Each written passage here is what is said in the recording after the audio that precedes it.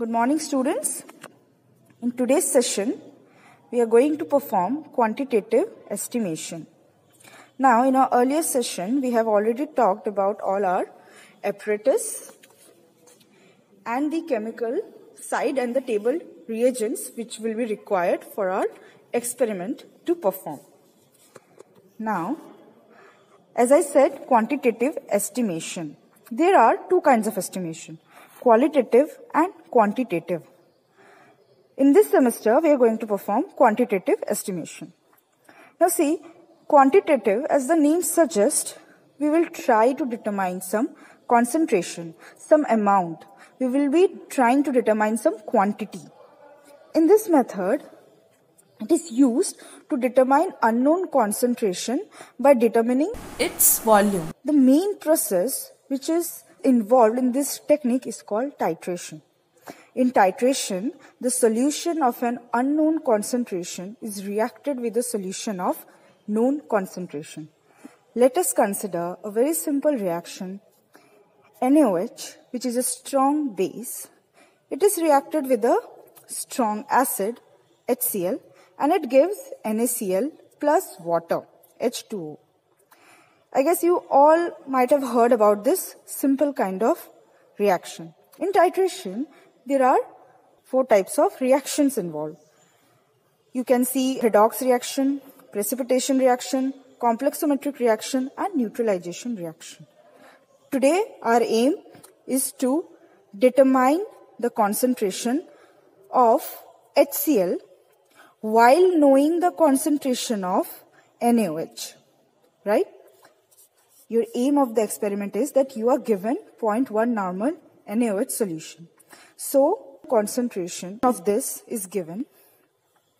You have to determine the strength or the concentration of X normal HCl.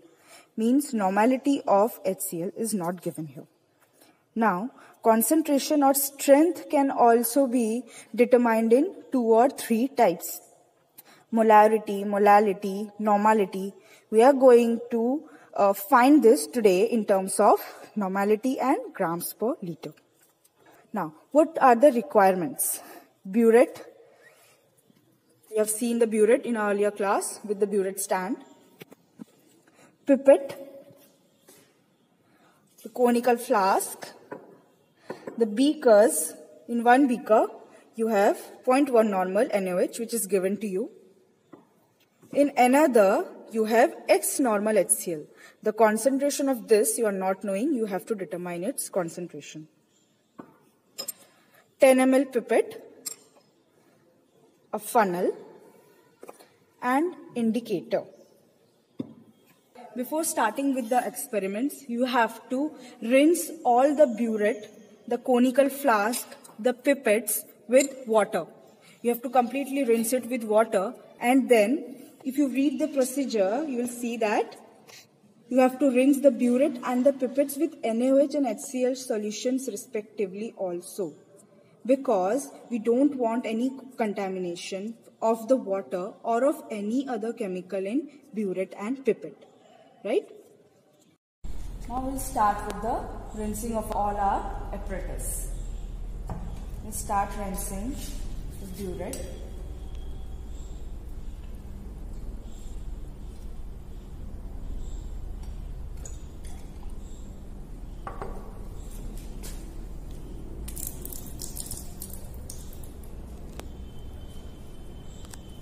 Repeat this rinsing 2 or 3 times.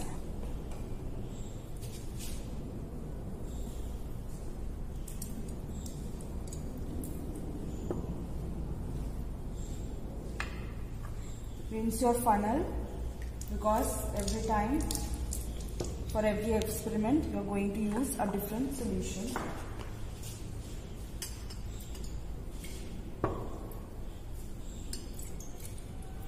Rinse your conical flask.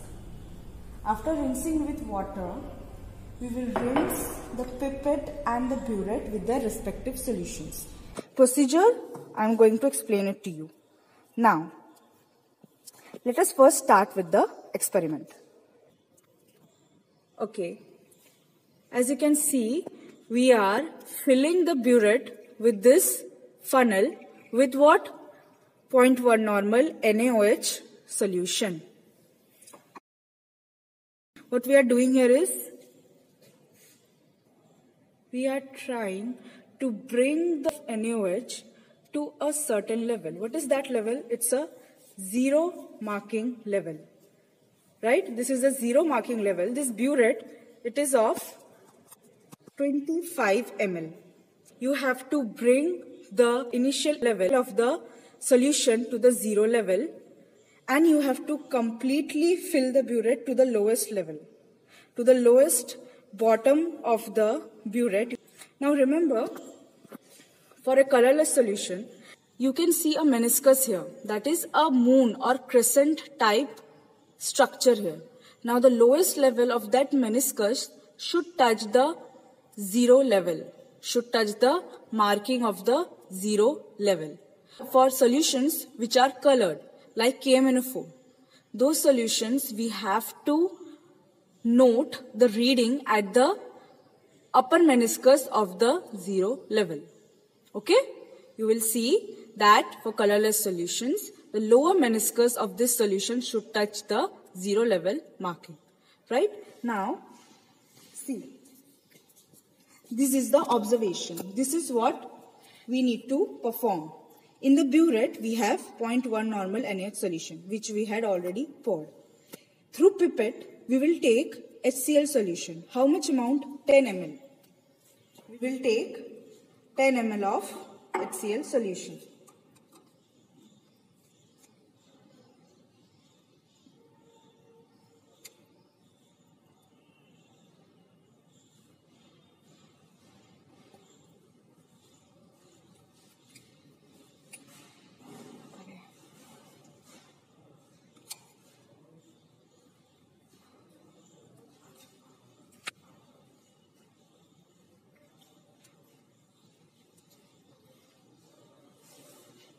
Now you'll see that even for this solution, the lower meniscus should touch the calibration mark of the pipette. In every pipette, you have a calibration mark for that much amount, which is written at the pipette. We'll pour this HCl solution in a conical flask.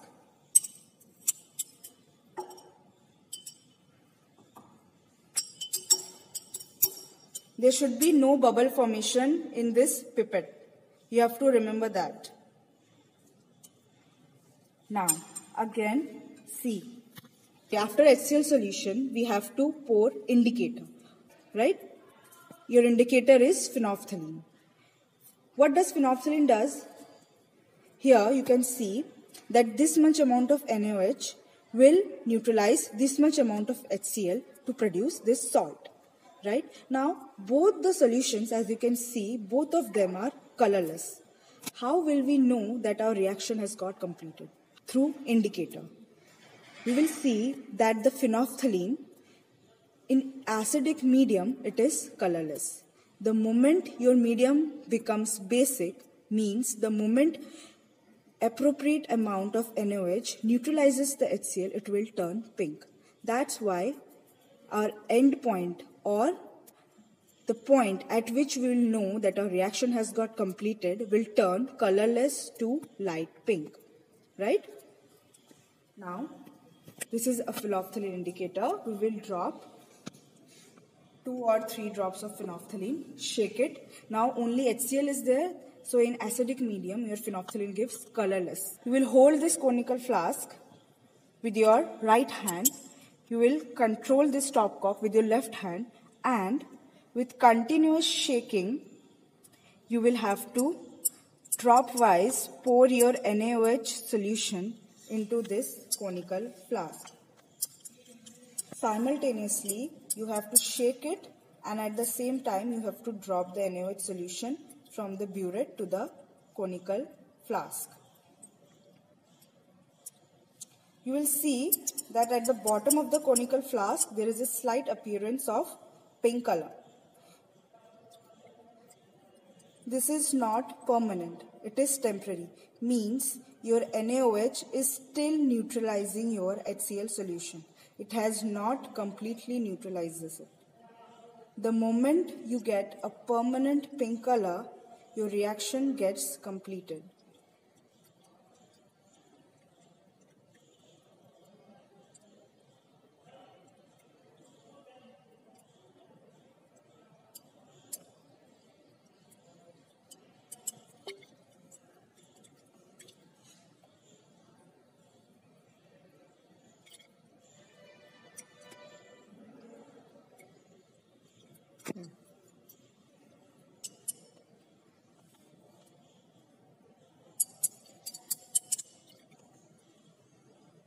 You will see that there is a permanent light pink color, right? This process you have to repeat it 3 times. This process you have to repeat it 3 times. Now let us note the reading here. As you can see, reading is 8.7, means the lower meniscus of this colorless liquid is at 8.7. How do you determine that? See, this is a 0 level marking, this is a 1 level marking. So, there are 10 graduation levels here. This middle big line is your 0.5 level. If it is your 0.5 level, then the point right below the 0 level is 0.1, then 0.2, 0.3, 0.4, 0.5. So, in total, you have 10 points in between 0 and 1. So, your level of this point is 0.1. Okay, your each graduation point is 0.1. So from this we got that it is 8.7. Lower meniscus of this liquid is it as 8.7. Let us look at the observation table. Here we have initial reading. What is the initial reading? Your initial reading was 0 ml. Here we will write 0.0 ml. What was your final reading? Means at the end of the titration, what was your final reading? It was 8.7. Difference. Your difference is final minus initial. Means 8.7 minus 0, that's 8.7 ml.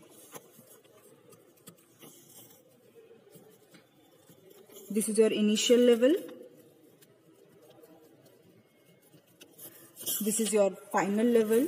Your difference is 8.7 ml. This titration you have to repeat 3 times. Why? Because we need a constant reading.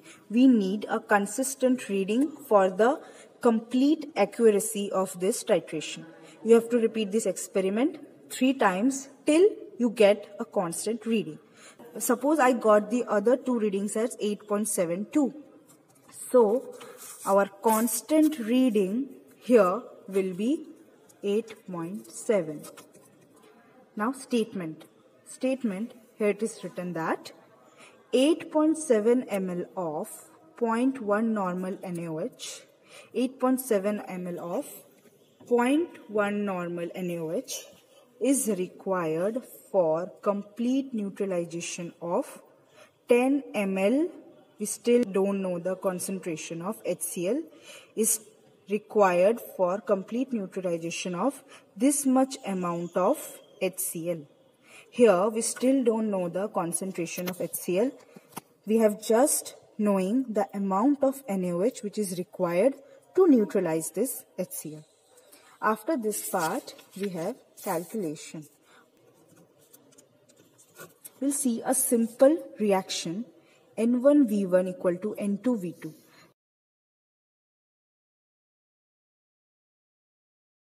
Now what does that indicate? Your N1 indicates the normality of NaOH, means 0.1 normal, which we are knowing. We are knowing the normality of NaOH, which is 0.1 normal. V1 is the volume of NaOH, which was required for that HCl to neutralize. This we also know it was 8.7 ml. N2 is the normality of HCl, which is our aim of the experiment. We have to determine it. That was X normal. Your V2 is volume of HCl. How much amount of HCl we had taken? It was 10 ml in the conical flask.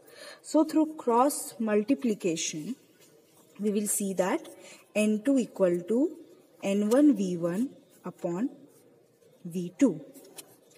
N1 we are knowing again, it's 0.1. That means the concentration of the NaOH. V1 was 8.7, right? And your V2 was 10 ml. So by calculation, we will see that 0.087 normal of NaOH of HCl was required for the 0.1 normal NaOH to completely neutralize it. Now we had to determine the concentration of this in terms of normality and grams per liter. Means in 1 liter solution, in 1 liter distilled water, how much amount of HCl we have to add. For that, we will be doing a simple calculation. For grams per liter, we need to multiply the normality of HCl to the equivalent weight of the HCl. Your normality of the HCl is grams per liter is normality of the HCl to the equivalent weight of HCl. The normality which we get is 0.08 normal and equivalent weight of HCl is 36.5. So we get our grams per liter as 3.1755 grams. That means we had dissolved 3.1755 grams of HCl in 1 liter of distilled water. Right? Now at the end you have a table where you need to write your readings. Your normality here is 0.087 normal of HCl and 3.1755 grams of HCl for grams per liter.